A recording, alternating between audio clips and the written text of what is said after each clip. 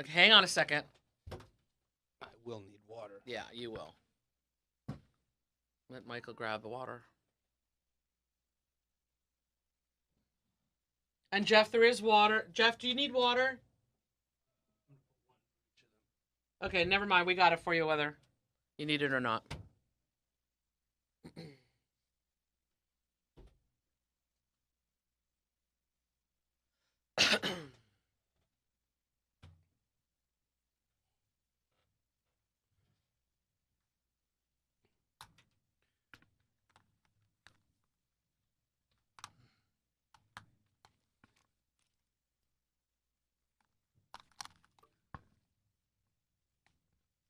How did that happen? Oh, that's. Oh, they get turned upside down usually.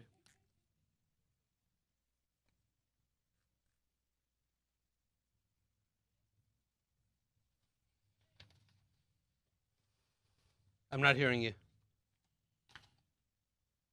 Okay, that's why. Now we can hear you. Yes. Yep. All right.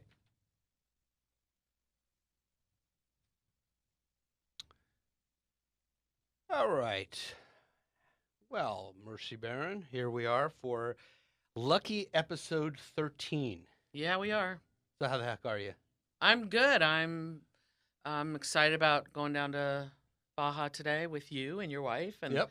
gonna go to Sabor de Baja tonight. And I've never been. I know you've judged at it, and probably gone every year. So. Well, I mean, that brings us right into This Week in Food. I mean, This Week in Food has been largely about looking forward to Sabor de Baja. Sabor de Baja, and a lot of people call it Sabor, but the word Sabor is just Spanish for flavor. So you're saying, I'm going down to flavor, which in some ways is exactly what you do when you go down to Mexico. You go down to flavor. Mm-hmm. Sabor de Baja is a particularly enjoyable festival down in Baja.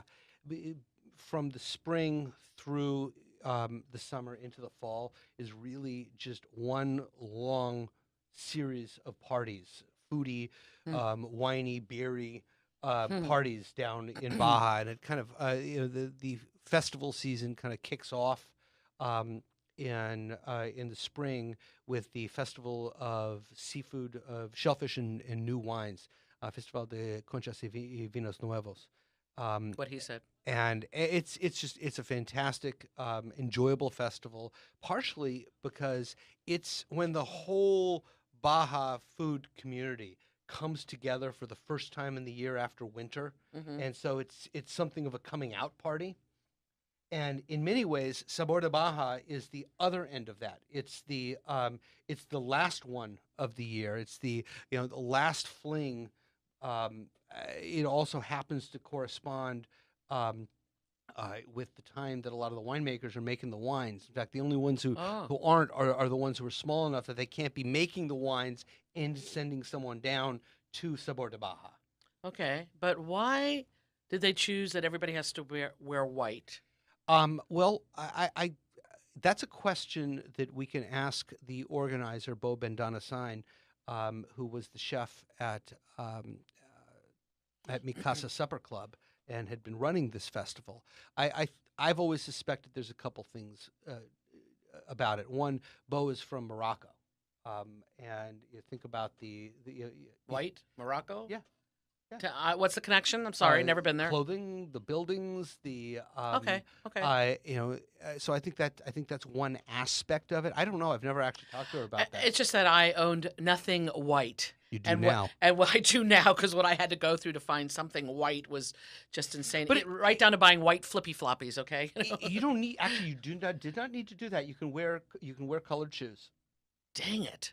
All right, well, a little late for that. So I think there's another aspect to it, and that might be more important. It really sets a great scene, a great tone. It really says something about what it is, and it makes it, that alone makes it a special event. But it's all organized around a food contest, but it's not a food contest. It's a food and beverage pairing contest. Right? So it's not the best dish doesn't win necessarily. The best dish that complements the beverage, or beverage that complements the dish. The best pairing is what wins. I never asked you, are you judging tonight? I'm not judging. You're not judging I'm not tonight. judging. Okay, so you can really enjoy it and Yeah. not that just judging judging was I a always lot love of fun. judging. Yeah, so yeah. judging was a lot of fun. Right. But it's it's a great event. It's a special event. But I'm looking forward to it. Yeah, I'm excited, definitely, because I don't get to go down there, and I get to see your place down there too. So it'll be fun. So my week in food in San Diego is a little weird. I mean, it kind of relates back to my eater heater barbecue map. But boy, that it's like the week it came out, two places one place just completely shut down. Yep. And guess what? They're back up again, and that would be Taymana Cafe. They worked it out with the Smoke and Jay's barbecue. So starting this Friday and Saturday night, they'll have the barbecue again at Taymana Cafe in Ocean Beach. And then a few days ago, the owner of Primitive Smoke, his name's out there, but I don't really want to say his name. He messaged me and he said, excuse me, he had to give over the whole restaurant, which is it's a little bitty place, lock, stock, barrel, and the name to the landlord. And I'm really upset about that. And the reason I'm talking about it is because it's still on my map. I haven't had a chance to get over there. He says the landlord is going to continue with it. And unless he hires an experienced pit boss or pit master, I can't guarantee what it's going to be like. Well, as I mentioned when I saw a post about that on Facebook, I'm kind of curious about the legalities of that. It would have to be a rather surprising particular set of circumstances, right? Circumstances and legal arrangements that would allow that. I don't want to get into all the conjecture of what it possibly is, but it is what it is. So if you go there right now, I can't guarantee that Primitive Smoke is going to be good in Pacific Beach. It was stellar before. I am going to get by there soon, and it's either going to stay on the map or it's going to come off the map. At least my editor is awesome about that. So she's still willing to remove and add whatever I need to do that. So that's it. Yay, Candace. Yeah. Thank you. Yeah. All right. Well, with that, let's bring in our guests. Come on in, guys. Yeah. And we have Jeff Rossman of Terra, Bunz, and the California Restaurant Association, and Trish Watlington, who relatively longtime viewers, listeners of this program has met already. That's quite an entrance, Trish. And this episode's really about 2 weeks: Restaurant Week and Farm to Fork Week, and how they fit together, how they relate, what they are, and. I've written about Restaurant Week as the week that San Diego restaurateurs love to hate, and that may or may not be true. But last year it did get a little bit of competition, and with that. Well, I'd like to introduce Trish. Most of you know her if you're here in San Diego, but for those of you listening nationally, which is. Hey, it happens. All three of them, Mercy? No. But Trish is the owner, and actually she was on our second podcast. Yes. So that was a long time ago in a galaxy far away. Almost exactly half a year if you're counting. It has been almost 6 months, and she was on our Why Farm to Table Isn't All Forked Up. And but she's the owner of Red Door Restaurant, delicious place where the executive chef is Miguel Valdez, whom I just adore. And she also owns Bar by Red Door, which is next door, more cocktail inspired, but still yummy bites in there too. And she has the Red Door Farm, which can I say that it's? I'm jealous. I know. That it's at her. The So farm jealous. is amazing at her Jeff, amazing let's house. talk. Yes. Yes. Oh, thanks, Mercy. Yep, right in my backyard. Yeah. I'm thinking about raiding it. Yeah, no kidding. I'm going with you because it's incredible. I almost called you this summer when we had an abundance of everything to see if you wanted some. I'll come glean any day. All right, I'll There keep you that go. in mind. There you go. All right. Well, and to the left of Trish is Jeff Rossman. Jeff. When did you start Terra in Hillcrest? 98. 98. 20 years next year, man. Wow. my gosh. Congratulations. That's, Jeez. yeah, Thank you. that's big. Yeah, Knock on some wood around here. Yeah. And you ran it in Hillcrest for 13. 13 years? Yeah. And then moved out to La Mesa? Technically, we're San Diego, but we'd like to say we're part of La Mesa. We're kind of in no man's San land. Mesa? Yeah, exactly. La Diego? Yeah. I like La Diego. Yeah, La Diego's better. When we lived in the Oakland Hills, we called the neighborhood that we lived in Brooklyn because it was the Berkeley part of Oakland, which might have said a little bit more about the, shall we say, economic ethnic makeup of the Berkeley residents than anything else. And the political affiliations. But you're also, take a look at your shirt, you're also the executive chef of Bunz. Yeah, when I forget who I am, I always look down and kind of remind me. Like at midnight, like I was working last night until midnight at my house. I'm like, what the heck am I doing this for? Do you ever look down and have the wrong restaurant on there and start making something for Bunz at Terra or vice versa? Sometimes that happens, yeah. I'll forget where I'm at. It's crazy. It really is. Well, you do outside catering too, don't you? Yeah. Yeah, we do kosher catering and outside normal Kosher regular catering. Oh, That's wow. interesting. I didn't know that. Yeah. Oh yeah, good to know. Oh yeah, that's a fun thing too. Yeah. Yeah, We have multiple businesses. It's crazy. I'm in the process of writing a kosher cookbook. Oh, yeah? it is, yeah. Shalom, brother. The Bunz space has been in your family for a while. Since 1981. Oh wow. Wow. Yeah. What was it before that? Pam pam. Well, Bunz has been there for 5.5 years. Before that, it was Pam Pam. Okay. In 1981, my dad converted a hotel game room, into Pam Pam. Oh wow. Yeah, it was Wow. crazy. Back in the 70s, he was a partner. I don't know how long. I'm sure there's some listeners out there that have been in San Diego forever. ATC Factory, Vineyard Wine and Cheese. They had up to 12 stores at one point. Awesome concept. My dad and I were talking about it the other day. It would be a killer concept. Still to this day, it was a fast casual kind of a deli. Yeah.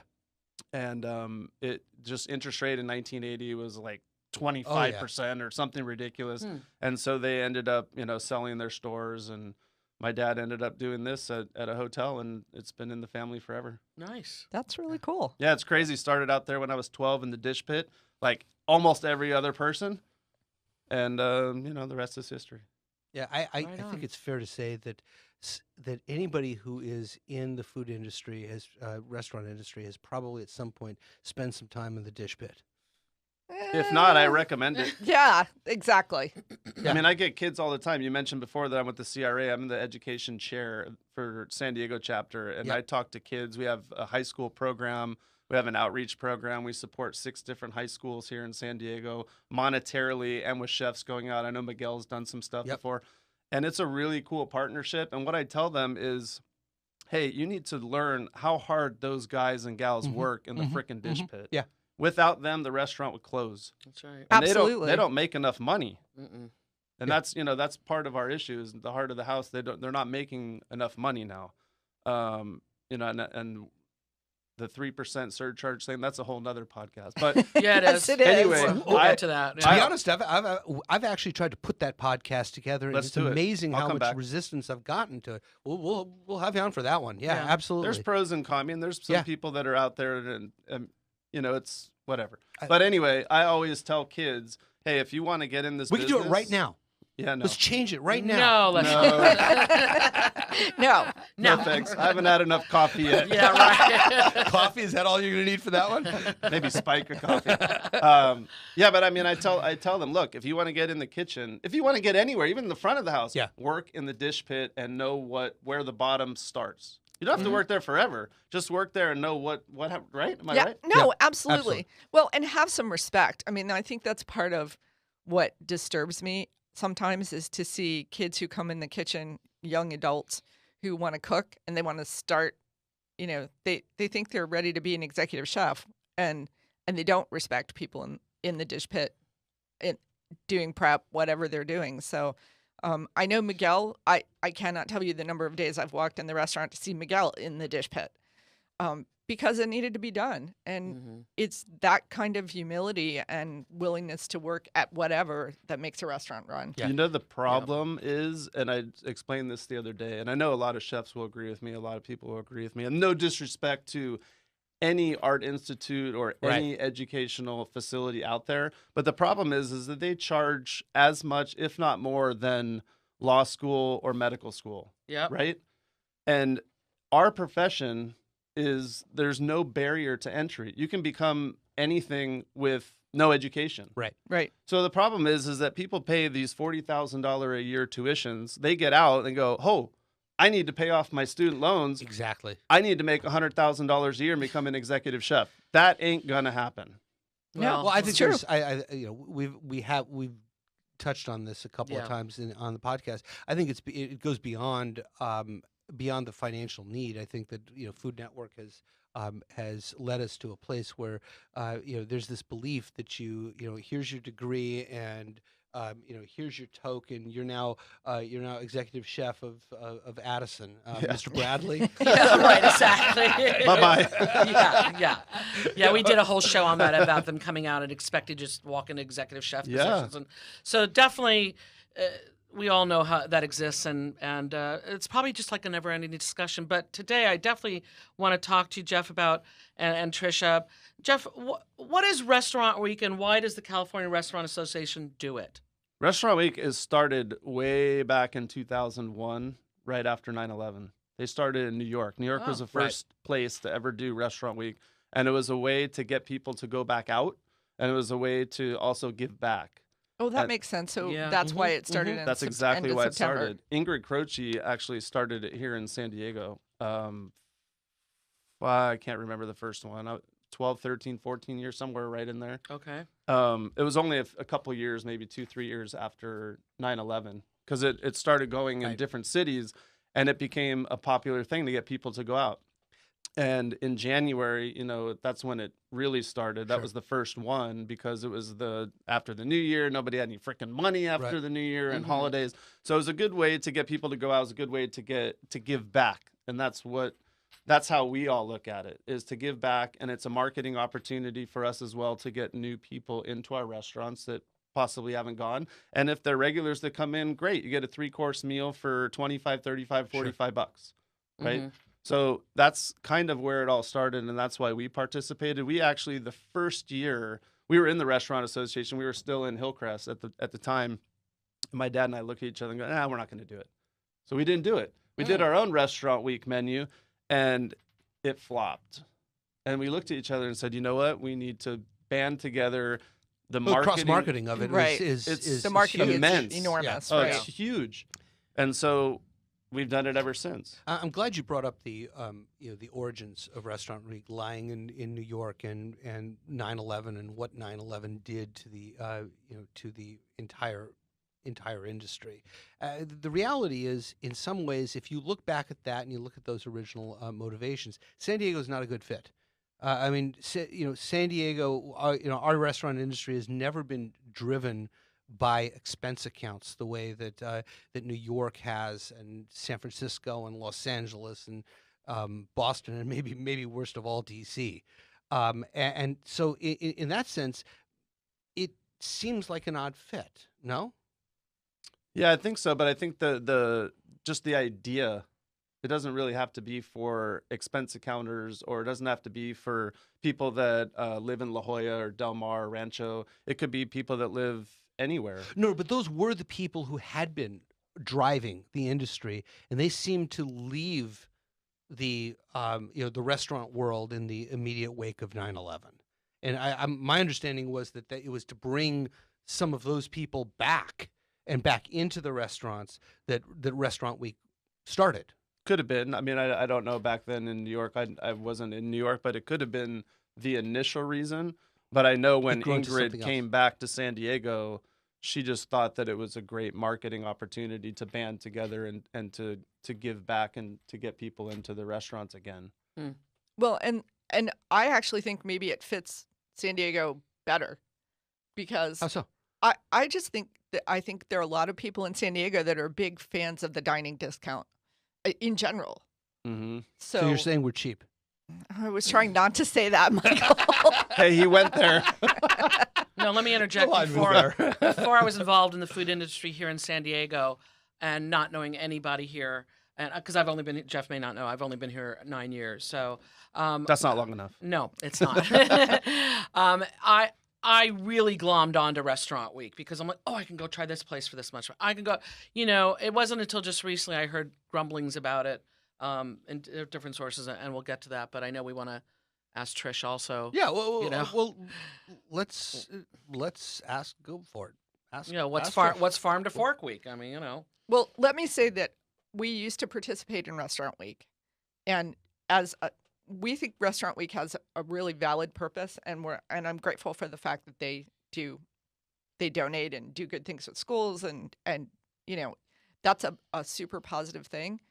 For us as a really small restaurant, it just wasn't working for us. The cost in the cost to participate and the cost of the discounted food, even though it was getting people in the door, it wasn't working for us. Mm-hmm. So Farm to Fork Week was kind of a whim. It started out as 3 restaurants who all said, hey, we'll just promote each other and try and get some people in the doors when everybody else is going to Restaurant Week. And it was all 3 restaurants who all are buying directly from local farmers, which Jeff is also, by the way. So then someone else heard about it, and someone else heard about what we were doing, and all of a sudden it kind of took on legs and a life of its own, and it was sort of a bit of a runaway freight train in January. And so we got so much positive feedback about Farm to Fork Week that we decided that we would give it its own week, separate from Restaurant Week, and really try and highlight what's going on with our local farmers and restaurants buying from local farmers. Because San Diego County has more small farms than any other county in the country. That's so awesome. And we've lost over 1,000 of them since 2012 because it's just like the restaurant business. It's really hard to survive. Yeah, and it's also really hard work, and you have to be doing it because you love it, not because you think you're going to get rich off of it. Both the restaurant industry and farming. Exactly. Yeah. Right. They're soulmates. But I'm still trying to understand, why did you start it the same time as? Why was the first Farm to Fork Week the same week as Restaurant Week? It's like bicycle drag when you're in a race. We were hoping to get some play from the fact that we were the same week. It wasn't a purposeful thing in the sense that you weren't trying to compete. No, we weren't trying to compete. We were just trying not to get left behind. Okay, so then why this? Well, first off, what week is Farm to Fork Week this week? Farm to Fork Week starts Saturday, September 9th with our kickoff event. And then for most of the restaurants, dining discounts start on Sunday, September 10th and go through the 17th. Okay. And Restaurant Week this year? Restaurant Week starts the 22nd and goes for the whole week. Okay, so why not the same week this week? You don't want the drafting effect this time? Well, it's not that we don't want the drafting effect, but we felt like we made a statement, and we've pretty much we're a third or almost double the number of restaurants that we were the last time. Okay. We got quite a bit of press. So you're your own draft now. Well, I don't think we're our own draft, but we're trying to push ourselves up the hill. So we think we have a separate presence, and we think that we can partner with some folks who would like to do both, because we had some of our restaurants who wanted to do both. And so we decided to give it its own week. Plus, fall is really harvest season. Yeah. And so that was the week that we really wanted to highlight with events and the dining discounts.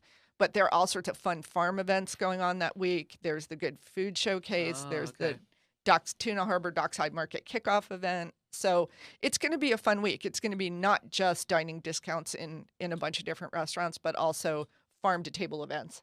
And how many restaurants participate in this now that you're doing? In Farm to Fork. Farm to Fork. I believe we're at 21. Wow. And Jeff? In your... Over 200. Over 200. Yeah. 24th, by the way. 22nd's a Friday. It starts on Sunday. Okay. 24th. I misspoke. That's all right. All right. Well, shame on me. And so, Jeff, you're participating in both? We're doing both. I mean, we're a farm-to-table restaurant. I've been doing farm-to-table longer than some of these chefs have been out of diapers, 1998. Jeff was a pioneer. I mean, when Mike Stebner was here at Region back in the day in Hillcrest. God, I missed that Trey one. Fauché. Yeah. Actually, yeah, Mike was. Let me see. Before Region, actually, Mike was over in Coronado. I forget the hotel down there. Not the Del. It's the one all the way at the end. Right. The one that Patrick was at later. Yeah. Yes. Anyway, he would go to the Marriott. Coronado. Yeah. He would go to the Coronado Farmers Market. Right. I would go. Now, Farmers Market, there was like four. Yeah. I would go to the Hillcrest Farmers Market, which sucked for me, by the way, because it was on Sunday. Right. Sunday was my only freaking day off, so I'd have to go into the restaurant, go to the farmer's market. So my other alternative was I'd drive up to Chino's. Sure. So I was driving up to Chino Farms 3 times a week from Hillcrest. Yep. Wow. Yep. Oh, my God. It was fun. I had a great time going there. It was awesome. Chino's is beautiful. It's such a wonderful place. It is beautiful. And Tom's just incredible their guy. corn, their tomato. I mean, back in the day, now he's doing a whole bunch of different things, but Sure. it was awesome. So now, there's more farmers markets. There's specialty produce got into getting all of the local farms. Farmers suck at marketing and distribution. Suck. And And in which additional hour of the day are they going to do that? yeah, Well, agreed. No, it's absolutely true. And there's that great debate about whether if you've bought from someone who's distributing local produce, are you actually farm to table? I don't know. Look, we've got places in this town who believe that you're farm to table because if you serve vegetables, because the vegetable had to start on a Came farm. from a farm Right. somewhere, right? Even if it's you from know. Chile. Anthony Bourdain just said that the other day. I was watching that thing. Oh So- my! Some well-known female chef whose name I can't recall at the moment said that too. She said, "Well, all that everything comes from a farm originally." But- At that level, there's absolutely no difference between meat and vegetables because they all start with atoms. Yeah. Sure. Right, Okay. Vegan Danielle? Awesome. That's reaching. But the other reason we started Farm to Fork Week was to promote the restaurants that are keeping their food dollars in San Diego. So by separating it out, then we let folks like Jeff who want to do both not only be part of Farm to Fork Week, but be on the Farm to Fork Week website, which is what we're trying to do, is to create a database for people who are Sure. looking for locally sourced restaurants, so that when they come to San Diego, they can Google Farm to Table San Diego, will pop up, and they'll go, oh, look at these 20 restaurants.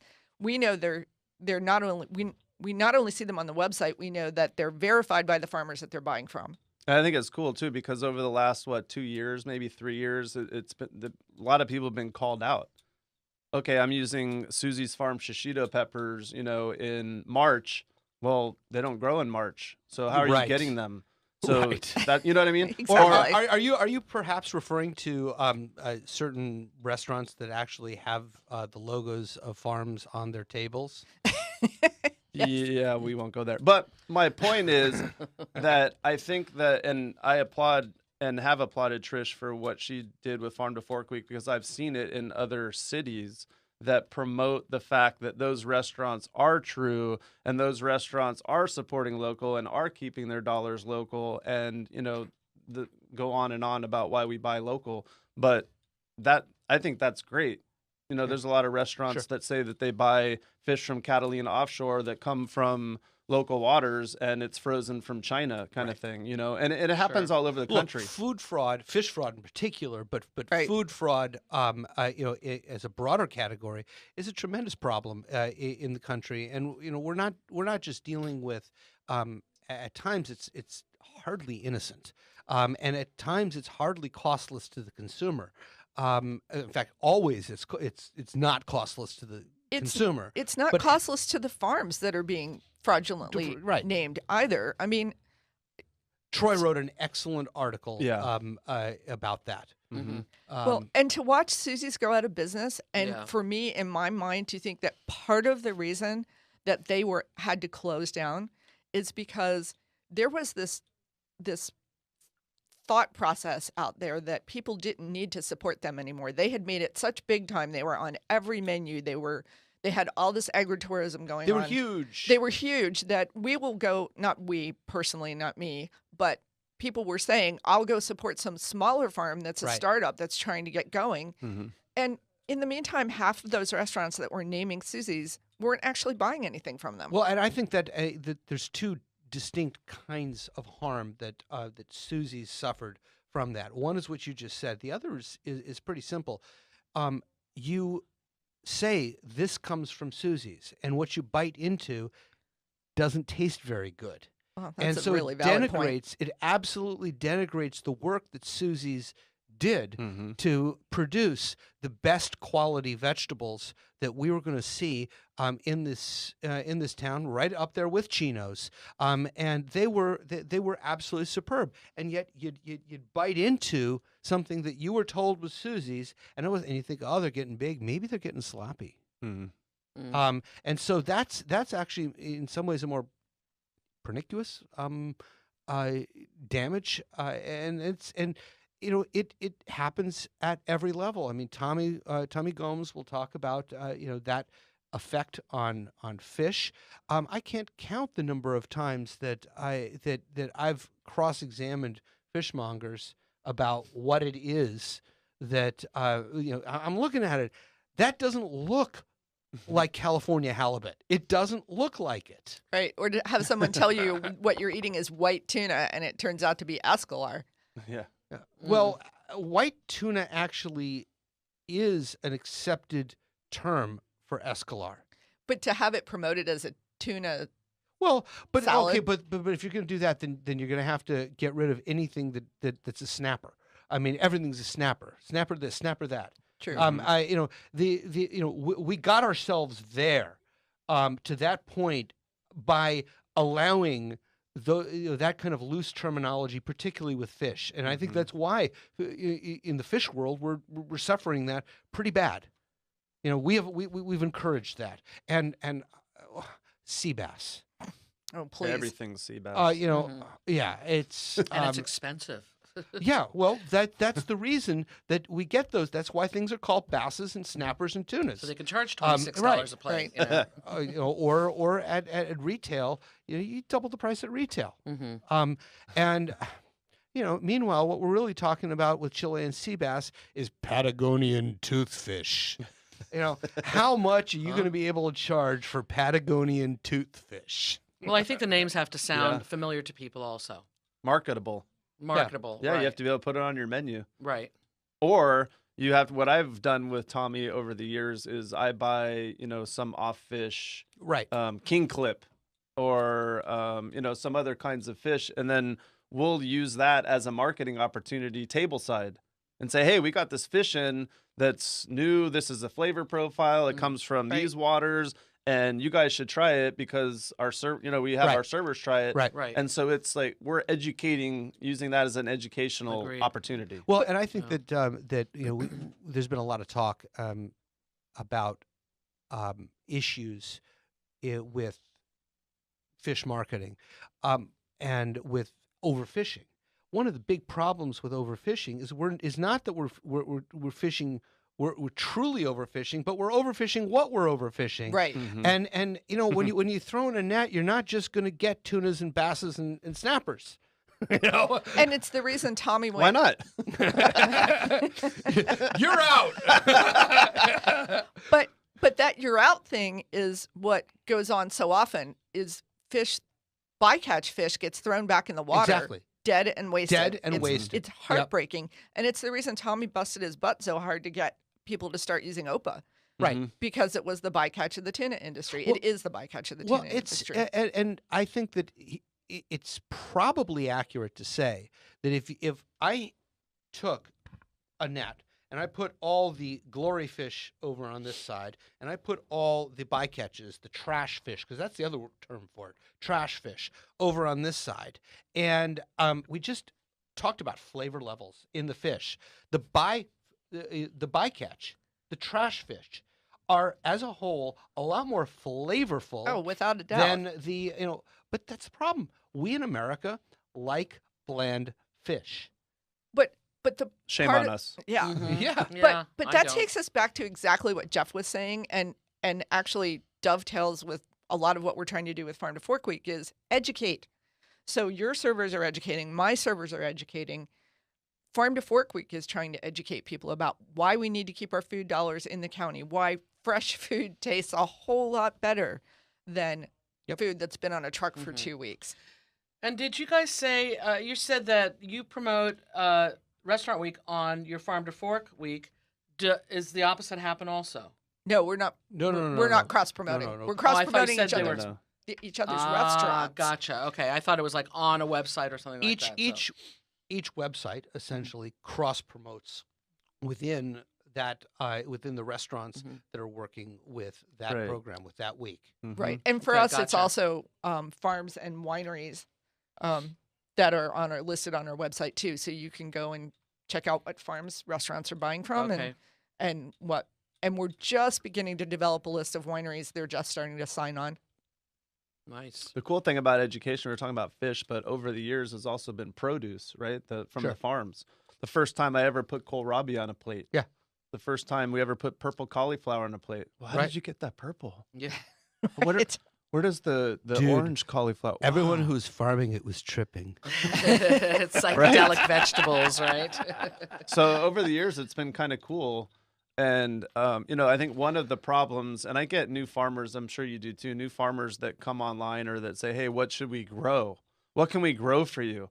Well, grow something other than what all the other 5,000 farms are growing. And they're all growing the same thing. Yep. And there's just so many restaurants that can buy, because let's face it, it's a pricing issue too. Sure. I'm not in, no disrespect to you, my dear, but I'm not in Mission Hills. Yeah. I can't charge, what Mission Hills, La Jolla, Del Mar, they don't come to my restaurant for the ocean view. Let's face it, we're on Elkhorn Boulevard. So my problem is the only thing that's less expensive for me is the rent. Right. Everything else is the same. Right. I'm buying from the same farms. I buy from Catalina. I go down there 3-4 times a week. I buy the same stuff, but I can't charge the same price. So it's very, very difficult in this day and age to be a farm-to-table restaurant and to be able to buy $5 a pound and $7 a pound vegetables. No, it's crazy. It is crazy. And so, having that part of it, and then on the flip side, having the farms all grow the same herbs, heirloom tomatoes, the same vegetables, it's kind of difficult. Right. And ultimately, the vegetables are, the price for those vegetables is set by the market. And the more popular it is, the more expensive it is. So less popular, less prevalent vegetables have a shot of being less expensive. Well, and people also need to, Tim Conley Gardens, who is a farmer who we all adore and who's set out to try and educate us all, just posted a really wonderful essay on Facebook this morning to talk about farmers growing what they can grow well. So not only should they grow what's new and different, right, but they should also grow what they can grow well. And I know that for us, there are some things that grow great on our property and some things that I cannot grow a patty pan squash to save my life. But this is and I was about to say this shouldn't be news, but the reality is that because wineries have been doing that for a long time. Vineyards have recognized that that's what terroir is all about. Right. It's that some grapes are going to grow better in this soil, in this environment, with this wind. You look down to the Valle de Guadalupe and the wines that are being made at the southwest corner as opposed to the northeast corner, and it changes dramatically. It's soil type, it's wind patterns, it's everything. And why wouldn't that happen with vegetables too? They figured it out down in Valle, but in Temecula it took them like 20 years. They're finally figuring out what works up there. Are they? Some of them. Some of them. Let me rephrase that. But Ramona's got it down. Yeah. And the Highland Valley in Escondido. Yeah, they're doing well. There are some beautiful wines coming out of both of those places right now. Yeah. It was interesting. We went back to Napa for the first time a couple months ago, for the first time in probably 2 decades. And saw just how much had changed, and even though that had was well in place when we left, it's even more so now. I mean, there's so much attention being paid to valley floor versus hillside, and they're educating too, and I think that's a huge That's a huge part of it. Is it's great that you guys know it. It's great that we're talking about it here. But until that begins to filter down to people who otherwise would just be reaching in and saying, "I want a tomato," that's when change will really happen. And then there's the price. Hard. This town's been hard on educating and no talking kidding. to customer. I mean, we were talking before about Washington, D.C., New York, Chicago, L.A., San Francisco. Portland. We didn't mention Portland, San Francisco. All the food towns. San Diego, I've lived here all my life. My dad was born and raised here. I've always tried to figure it out, and it's just a hard thing. We're a border town. We're a Navy town. There's just not a lot of great infrastructure that we have in relation to other big food cities, and it's I think just expensive real estate prices is a huge piece of it. I really think that is incredibly damaging to our development that way. We don't have salary structure that is the level of San Francisco or LA or New York, but we've certainly got real estate prices that are. Oh yeah, that's really for true. sure. Yeah, and that may have a large part to do with it. I think also, I mean, even in the barbecue world, Andy Harris, who owns Grand Ole Barbecue, says he has such a hard time educating the people of San Diego about market style and buying by the pound, and when we're out, we're out. So it extends to so many different areas, I think, in the restaurant industry. So it's just sort of an ongoing problem. But I wanted to bring the conversation a little bit back to Restaurant Week, because I have to tell you that sometimes I feel like an outsider. Again, I don't work in the restaurant industry anymore. I'm doing it this way. I don't cook, all these things. You're smart. Well, I used to be, Jeff, back in the day in L.A. I grew up in L.A. You used to be smart? I used to be kind of smart. But I managed corporate restaurants, and then I starting off server and all that stuff. So in that sense, I was involved. Not anymore. But I really hear...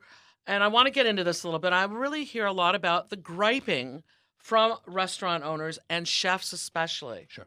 And I believe Michael has written an article about that. A small piece, but the kickoff to it was that Restaurant Week is the week that San Diego restaurateurs love to hate, and there are a series of gripes that I've heard a lot of time, and I'm wondering to both of you with both of your weeks, they can't show off their best stuff. They can't really make any money at it. Yeah, they're getting bodies in the door, maybe even bodies that hadn't been coming in the door, but the prices are such they don't make much money at it. Mm-hmm. It also gives people the ability to say, I've been to the Red Door. I was there for Restaurant Week, and you know what? It did knock my socks off, so they don't come back. And I have any more. Yeah, those are the gripes that I've heard about it. Are they valid? And what is being done to combat them? How do you change minds about that? Well, I think at the beginning, there were a lot of people: Bernard, Bertrand, Jeff Strauss, George, Trey. Mm-hmm. All the higher end restaurants were. Why would I want to discount my food? But now, I don't know if you talked to them recently, but they're all on board. And the reason why is because they figured out how to do it, and we figured out how to do it. So, first of all... So how do you do it? Yeah. I'm getting to that. We're curious about that. Relax. So, first of all... Cross-examination. Yeah. Off! Yeah. First of all, a lot of the restaurants and a lot of the chefs at the beginning were cutting portions, and customers were getting pissed. Mm. And so we went back to, and I've never cut portions. The idea is, like I said at the top of the hour, was it's all about marketing. Sure. It's all about giving back. So you got to put your best foot forward. So you need to give portions, but for appetite, you're having 3 courses, so you don't need to give a full salad. You don't need to give a full, huge appetizer. And so you can manipulate a couple of things. Entrees definitely have to be the same size. There were people that were doing like 3-ounce portions. Come on. No, that's like lunch. Right. So you have to look at your high profit items. And as a chef, you know how to do that. You can take you can take some items and manipulate some items or preparations, or add lobster stock or shrimp broth or something that has a higher appeal, but it doesn't have as high of a food cost kind of a thing. Right. So you have to look at your menus really, really closely. The other thing that we did is we did add-ons. So if you want to add on, Right. So if you're buying a fillet, okay, it costs $10 more to add on a few shrimp. So now you're raising the check average.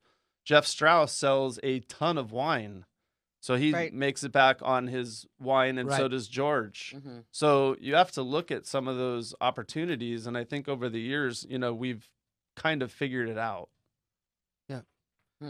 Now, have you heard any of the same on Farm to Fork Week?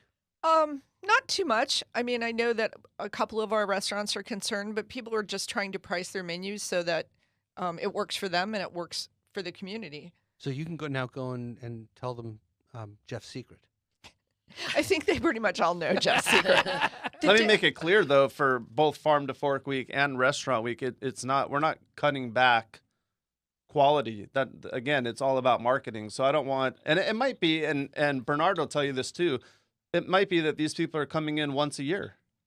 Well, that's fine. They might recommend someone to come in for a birthday or an anniversary. So you have to look at it as it's 100% marketing. And we have staff meetings, and we tell our staff, this is all about marketing. Your tips might suck for this week. They don't. They actually do pretty well. But it's all about marketing. We always try and get people to fill out the comment cards to get them on our email list, database, whatever. And the kitchen is told, look, this is going to suck this week. You're going to have 3 courses. Every single table is going to be 3 courses. Right. And then there's some people that do the Restaurant Week menu and their regular menu also to give people options. So there's a couple of different things. Which we always do. I don't do that just because it's so difficult, but I don't give just 3 options in each course. I give multiple options. Right. And then people can order a la carte. So they can order a la carte and not be locked into the Restaurant Week pricing, but it's a la carte pricing at that point. Right. So there's options for people, because some people, let's face it, some people go out even for Farm to Fork Week probably, and we didn't know that it was this week. Well, don't leave. Right. You can order off of this limited menu, but these are a limited option. And I'm sorry, did you say, or did you not just say that you also do they all offer their regular menu too? Some do. Some do. Okay. Right. Some do. We had offered, when we were participating in Restaurant Week, we always offered our regular menu also, because we have so many neighborhood regulars. Yeah. And so they would come and they didn't necessarily want 3 courses, or they didn't want the 3 courses that were the options. So there are people who don't know about Restaurant Week who walk in and go, what? I didn't sign up for this. And they walk out. Yeah. I've been in the situation where I know perfectly well about Restaurant Week, but I forget about it, and I walk into walk into a restaurant. That too. Yeah. I think it's awesome. I'm going to reiterate again what I said earlier. As a consumer and trying to just disassociate myself from everything in the industry, I love it when there's a restaurant that there's a lot of times my boyfriend and I cannot afford a $200 dinner, and we can go in and for under $100. We can have this great meal at a place that maybe we'd only be able to go to once a year or something on a special occasion. Right. So I love it. I don't have anything negative to say about it, but boy, I've just heard that feedback over the last couple of years that I've been involved, and I just go, is this something that is successful? Obviously, it still is. 200 restaurants participating, that's amazing. Sure. No, it is amazing. If it wasn't, then there wouldn't be that many restaurants. Yeah, exactly. Right. Well, and I think one of the things that you asked about did the Farm to Fork Week restaurants complain about it, or do they have an issue with it? One of the things that sets Farm to Fork Week apart for restaurants is that we give them they have a lot more flexibility in their menus. So Restaurant Week has certain pricing levels and parameters, and you have to do certain things within those parameters. For our Farm to Fork Week restaurants, they're allowed to do pretty much whatever they want. So if you're a breakfast place, you want to offer a special discounted dish for that week instead of a whole 3-course menu, go, Cardamom Cafe is definitely going to do that. I think Little Red Cafe in South Bay will be doing that. Don't you own the color red? No, I actually do not own the color red. She'd like to, but and like Wrench and Rodent will be doing an omakase style menu. So that's a little different. That's going to change all the time. That'll be up to whatever chef wants to put out at the time. So It'll be good. Yeah, no, Always, yeah. well worth the trip. So, everybody's got something different that they're doing. What are you doing for Farm to Fork Week? We're doing a 3-course. For how much? I have it right here. Let's see. Survey says. Yeah, $30. Oh, there you go. Okay. So yeah, there's It's a killer deal. That is a killer deal. There are lots of different choices. Yeah, I haven't made it yet to your restaurant, so So, I gotta. what? Gotta get over there. I know. I'm sorry. I'm trying. I have to eat so much freaking barbecue right now. It's just obnoxious. So We're not that far out east. No. Well, I'm an OB. actually, so- Lord, woman. You're not a date trip past You're 805. west of us. East County man is out there. Okay, so. Wow. Jeff's not even She's in going to go out East to East County. County for the first time today. Oh, I am not. I lived here in East County the first couple of months I was here, and I'm like, this is too much like the Valley. I'm going to OB. So Jeff, Man. do you have any data, either with the Restaurant Association or you yourselves, on propensity of return visits following Restaurant Week? From first-time consumers? Yeah. No, not. It's hard to quantify It that. would be really hard to quantify that. If you've got some restaurants have extremely sophisticated data software, tracking software, and some of the systems that they're out there advertising now have all the bells and whistles. You can get what everyone ordered and track Joe Blow, Dr. Joe Blow loves, Chateau Lafite, 1965, and those kinds of software packages might allow tracking that type of information. I don't know if any of your restaurants do that. That's a whole nother topic, POS systems. Yeah.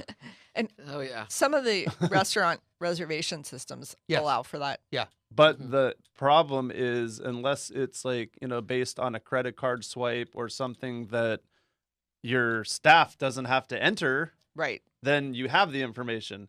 You have to rely on your hostess or your host or your server or whoever Sure, to enter training. Training. first-time data, first-time diner, came here for restaurant week, things like that. I don't think the metrics are out there, but It would be interesting to see if any of put out an inquiry, see if any of your restaurants do have that kind of data, because that would be potentially very interesting marketing data in and of itself, and for marketing Restaurant Week. mhm. The one restaurant we have who that has collected this kind of data reports that. Have to figure out a way to track it. Yeah, it would have to be something that they would be involved in, and maybe they wouldn't want to give up that kind of proprietary information. But I know we've been looking at having restaurants look at their just overall revenue increase. yes, And so I know at least one of our restaurants that we got information from said that although they had a year-over-year revenue increase, that during Farm to Fork Week last year that their revenue was up 10% over their year-over-year increase. Well, that's good. interesting. That's good. Yeah. That's Yeah, what we wanna hear. and it would be interesting to see, to look at year over year and see if there's a delta, a phase shift as a result of Restaurant Week. I know the Restaurant Week committee and the marketing committee collect cover counts and try and get true financial data. Mhm. Yeah. And I know that, like I said, places that are well over the $100 mark, Mhm. they get booked out well in advance because you can't dine there for under Right. Right. $45 at the Marine Room. Come on. Right. No, it's a tremendous deal. I mean, Yeah. don't you have to see revenue increases during those weeks that you offer that, or why is it worth doing? Well, Jeff answered that question because of overall marketing. It's like any loss leader. I might lose money this week, but but I'm gonna make it up by increasing my sales over the course of the next year. Mhm. I mean, that's a perfectly valid. Okay, yeah. Now, when the minimum marketing wage expense. gets up Yeah. to $15 Yeah, that's gonna be without tip credits here in California, that I could ca- pose a whole nother issue. I cannot understand That's another the without, podcast. the without tip I want to credits come thing back drives for that me other nuts. podcast, but we should have we have Matt so Gordon many on, topics too. of podcasts coming up. This is crazy. Yeah, there's so many. There's so many things. That's why we do this show because Yeah, there's so many absolutely. things in the Absolutely. restaurant world. Well, you know? so Trish, what is other than Farm to Fork Week? What's next for you? What's next for the Red Door Empire? Yeah, empire, exactly as it grows. Roof garden. I don't roof garden. That's my husband's I dream. thought about it. No, that's bet. my husband wanted to put dining on the roof for the longest time. It's Mhm. like it's ridiculous. The seagulls would like it. Yeah. Just to keep doing what we're doing and doing it better. Right now, we're trying to one of the things that we're working on is getting more and more events booked for bar. It's such a cool event space. Yeah. And so for us, getting people to realize that for baby showers and bridal showers and book club Oh, meetings, yeah. and What's the capacity? 50 standing, 37 seated. Okay. And so, and in bar, we're doing something called Tuesday takeovers, where if your group, whatever it is, like Right. 2 weeks ago, we had a group called Ladies Get Paid, and it's a women's networking group. They came in and they took over bar for the night, and we'll put out for very, very limited cost. We put out snacks for them, our vegan nachos and some of the fun dishes that we do. And then they buy their cocktails and they get the space to themselves for a couple Excellent. hours. So Nice. Money's in the booze. That's Money's in the always. booze. We all That's know, we know that one. And Jeff, what anything special you got coming up besides That's coming all from of a us? chef. No, we're just reinventing some things. We always, as farm to table restaurants, we're always changing. So I'm looking at changing the menu here October 4th. I know I think Right. September 22nd is the first day of fall. that's but about when ours will change too. yeah, I'm looking Yeah. at October 4th because we have, restaurant week is that last week. So anyway, looking at doing that. I started off when we first opened out in La Mesa, San Diego. La Diego. Sorry. La Diego. Yeah. Had a brain meltdown. La Diego. We first started out doing a chef's table, which is really cool. We have a farm Right. table. Seats up to 12 people. So I think I'm going to start doing that again. So Do you have logos on the table? No. My mom and I beat the crap out of that table. It was made by a guy out in Lakeside. It was really fun. We torched it and beat it up with chains and stuff. Nice. Yeah, it was cool. Great. I'll That's never great. forget that. So It's called shabby chic. yeah. Okay, yeah. Yeah, exactly. It's got a je ne sais quoi. So yeah, I'm going to start doing that, and I think I might start doing some cooking classes a little bit. But Nice. I'm doing trying to expand our catering. Great. Very good. Catering business. Yeah, we're expanding that. I have 2 people in our sales office and just looking at ways to expand catering. Great. I understand the money's in catering. Well, I've heard multiple accounts of that. Can be, but money can be anywhere if everything works. If everything works. Well, one segment we have every week is the specialty produce vegetable of the week, and they're all around us It's here. like ginger. I know. It's what everybody says We when No, they need it's to first. not. hold it up because It's not ginger. our label on Facebook Live is in the way of seeing this on top of here. So. Oh yeah, that's true, right? To me, it kind of also looks like, I'm sorry, arthritic fingers. Yeah, They do can kind see of get all those that. little knobbies on them and stuff. Yeah. And But anyone want to guess what it is? What it actually is? It I looks think like a type of sunchoke. Okay. That's there you exactly go. what And it she is. also guessed Yeah. it That's correctly, exactly too, what yeah. it is. Yo, baby, right Yeah. there. and I picked them because it actually fit into exactly what you said, Jeff. It's one of those vegetables that a lot of people don't know what to do with. They look at it, they don't know what it is. Sunchoke doesn't exactly describe what it is particularly well. The other common name for it, Jerusalem artichoke, is actually totally misleading because it has nothing to do with Jerusalem and it's not an artichoke.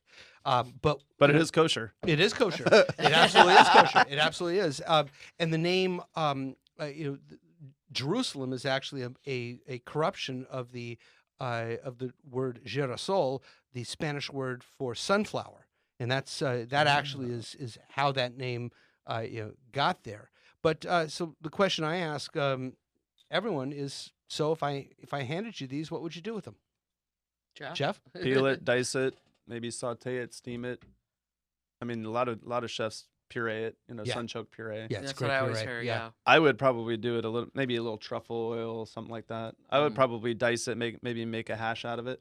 Do a little different. Oh yeah, that's good. Or Hash is slice. great. With kohlrabi which is somewhat similar to it is very Yeah. similar to it. And so what we usually do with the kohlrabi is we'll slice it and then steam it, and then we pick it up in a little saute pan, and people go, "What the hell is that?" Yeah. Same with radishes. I use a lot of radishes. We use and a lot of radishes too. love radishes in our Yep. plate veg, and people they freak out. They've never had a cooked radish. And Yeah. they get sweet when Yep, you they cook do. them. Absolutely. They're they do. awesome.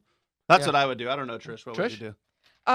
I don't know. I really like the idea of making some soup out of it, Yep. or It's or great for a soup. sunchoke Absolutely and apple fantastic. salad.